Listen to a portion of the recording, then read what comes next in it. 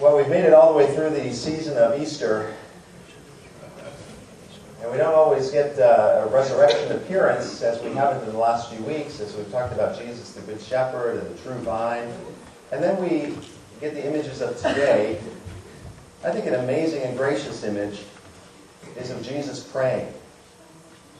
Jesus praying for his church. In fact, we end the gospel reading a little bit too soon because he'll go on to pray for those who are yet to believe, meaning you and me. Jesus prays. And I think that's a gracious and amazing idea that he's pulling for us. The Talmud says, every blade of grass, God sends an angel over which to whisper the words, grow. Grow. I think it's an amazing, intimate touch of God that God would be pulling for us. This is the other Lord's Prayer. We'll do the main Lord's Prayer later on in our service, but this is the other Lord's Prayer prayed on Thursday night, the night before his crucifixion. And what does he ask for? For unity, for protection, to be united in mission and in service. Sanctified is the word that he uses. Sanctified has sort of two meanings. It's to mean to be holy, good, but it also means primarily to be set apart for a particular reason. Now, you wouldn't take our chalice off the altar that we use for communion and use it as a serving tray for coffee at quitting time. That would just be completely wrong, wouldn't it? Why? Because it's set apart. It's sanctified for a particular purpose. Likewise, we probably wouldn't take a styrofoam cup and bring it in here for a chalice. Different purpose, set apart for a different purpose. He said that we are set apart in the world, as I said to the children, in mission and service for the world that he came to serve. That we be united in mission like he was, fulfilling his purposes. I think it's fascinating. It's gracious to think that God is pulling for us and praying for us.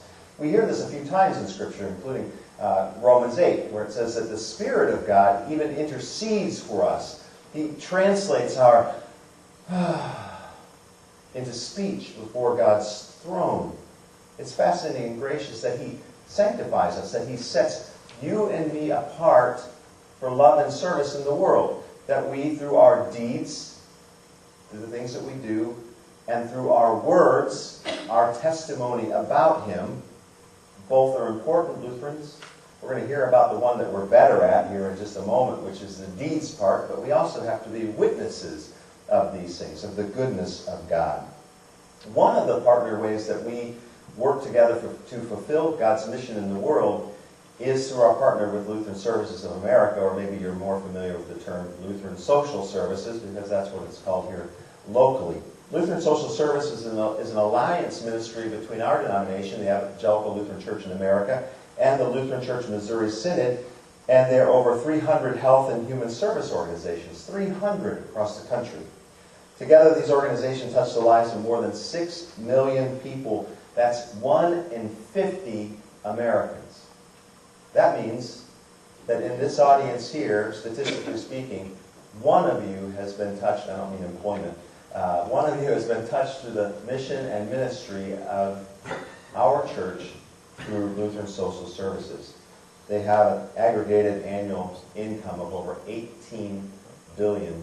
Now we have quite a few folks who have volunteered with Lutheran Social Services. We have several members who've been members of their staff over the years. Karen Ingram was an area director. Of course, Lynn Bullock is working for them now through LSS as well. But today I'm happy to introduce to you Leslie Orth, who is the area director of Ventura County for Lutheran Social Services. They work out of the Thousand Oaks office, and we want to lift up the ministry of Lutheran Social Services as a clear partner with us in fulfilling Christ setting us apart for love and service of his world. And one of the ways that we do that is through a partnership with LSS. So, Leslie, you want to come forward? I want to thank you for being with us this morning.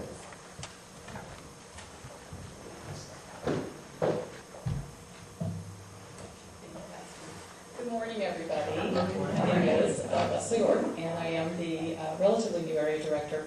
I've been with LSS for about 5 years, but I was promoted in February to area director of Ventura County. We do a bunch of things. I think the most probably outward thing that everybody knows is our meal and shelter program.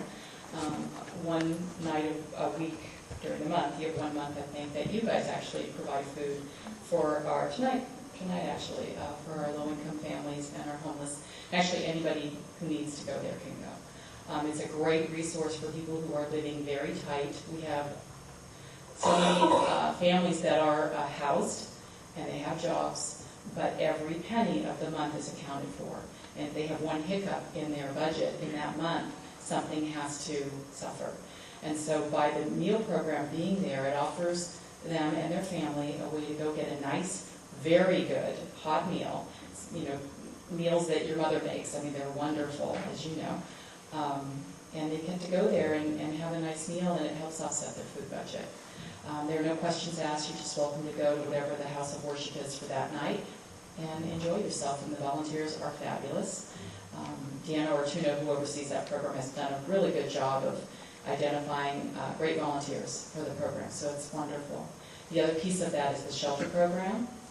This you're probably not intimately aware of, but unless you serve, because we definitely have people that do that. 1 night a week during the cold months from December through March, we have the winter shelter. And if you are living in a car, or if you are unfortunate enough to be living in a sleeping bag somewhere, we call it camping, you get to have a warm, safe place to sleep.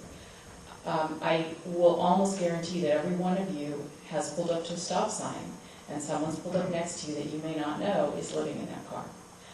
We have about 100 in this area that live on the streets in their cars, and so we see them come through, especially in the winter time. Our office in Thousand Oaks, which serves this entire area, has a homeless walk-in service, so we let them take showers, do their laundry, get their mail. We have a great food pantry. More importantly, we have case management. We have people that are there willing to sit down with them and talk. How'd you get here? What do you see for yourself?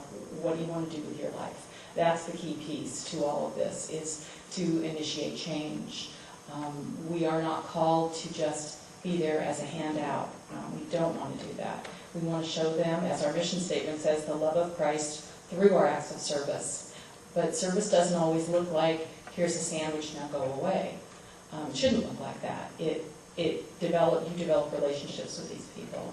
And by doing so, there's a trust that's created, and then you can start really effectively causing change in their lives. So that's a key piece of what we do. Our dream is that the people who come in that need our services won't need our services next year, because they will be housed and they will be stable. So that's the end to which we're working. We also do emergency services. We probably get, Lynn, like 30 calls a day, easily, from people in this area who are referred by other churches, because we have a great number of churches that we are on their speed dial. So if they have someone who calls the church, as you guys I'm sure have, and they're in need, and you don't know this person, they're not a congregant, but they're looking for help. It could be a motel voucher, it could be food. The churches will say, we support LSS, Lutheran Social Services. They're trained to do the intake, to screen you, to do an assessment on what your needs are, and they have lots of resources. So we will get a call from the church, or we'll get a call from the individual who was referred by them. And we bring them in, and we do just that. We do an intake, and we figure out what can we do that's really going to help you, and let's look at your life and how this is not working and what we can do to affect a long-term change. We also have transitional living programs. We have a couple, Fort Wainini and Ventura in Ventura County. And those are for people that are homeless. It's usually episodically homeless. It's not someone who's a chronic homeless person. They have different issues, but we can bring them in, we house them, they're safe, they're fed. We look at their vocational piece, their budget, life skills, and how we get them to be able to be independent and support themselves. And that's a huge piece of our program. It's about 2 years that someone can be in these programs, and we see some really awesome changes as a result of that. So that's kind of in a nutshell. There's a whole lot more to what we do and why we do it, and I'd be happy to expand on that when we have our in-between time. But thank you very much for letting me speak.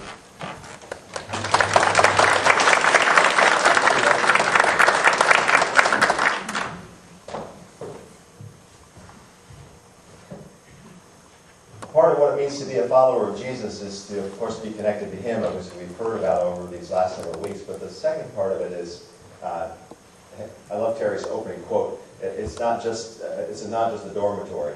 We're not just here to fall asleep with each other, but we're a workshop. We're supposed to have a ministry in our life. Now, many of us have all kinds of different things that we do, but the point is that we are all called, commanded, begged, to engage our world in a ministry of some type.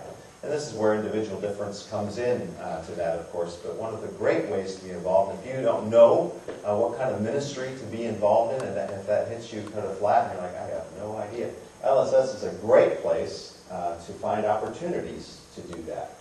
But we're not given the option as to whether or not we have one. I know that some of you have been sitting in the dormitory for quite a while, but we'd like to invite you to the rest of the workshop. That you will find your life blessed and transformed by serving in His name. And you, if you have a problem with connecting with Him, in service of Him, you will meet Him. It is really remarkable how it works. So I encourage you today, as we lift up LSS, to take a look at their ministries and the opportunities that they give to us and the way in which they benefit our world and fulfill our corporate mission as a church to love and serve the world in His behalf, but also as disciples, to remember that we're not just supposed to love God, but part of loving God is, of course, serving His world. So, Leslie, thanks again for being with us this morning. We look forward to the opportunity between time during our Sunday school hour to talk some more about Lutheran social services and to have any questions that you might have answered. They are a great resource for us, and through our Interfaith Council, we utilize them as a way to help with our emergency fund, any immediate needs that are going on. So there's great ways in which our churches and synagogues utilize this resource in our community. So thanks again for being with us.